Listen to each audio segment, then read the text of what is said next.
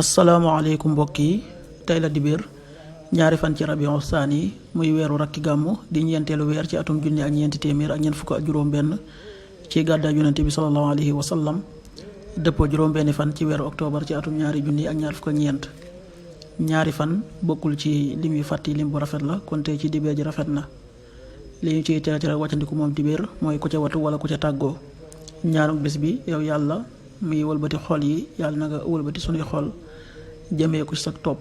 allahumma musarrifal qulubi sarrif qulubana ala taatik. allahumma musarrifal qulubi sarrif qulubana ala taatik. xadiisu bis bi yonent bi sallallahu alayhi wa sallam nee na ragal leen yàlla te ngeen maandu ci seen diggante njaboot gi. xadiis bi Buxaari nettali na ko. qaala rasulullahi sallallahu alayhi wa sallam ittaqullaha waadilu bayna awlaadikum rawaahu Buxaari.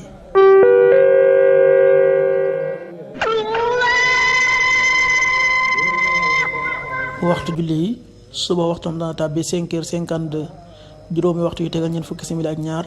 tisbaar 13h22 benn waxtu yu tegal ñaar fukki simili ak ñaar. takkusaan 16h22 ñeenti waxtu yu tegal ñaar fukki simili ak ñaar. timis 18h55 juróom benn waxtu yu tegal juróom fukki simili ak juróom. gee 20h06 juróom ñetti waxtu yu tegal juróom benn simili. loolu mooy waxtu julli yi ci Touba ak li ko wër. bu fekkee nekkoo Touba soo ko féetee penku ñaar fukk ak juróom-ñaari kilomètre yu ne wàññil benn simili.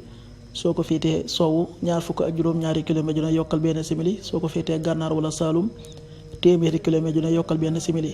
jant bi na la fenk 6h57 juróom benn waxtu yu tegal juróom fukki simili ak juróom-ñaar di so 18h51 yàlla na nu yàlla nangul te nangul leen amin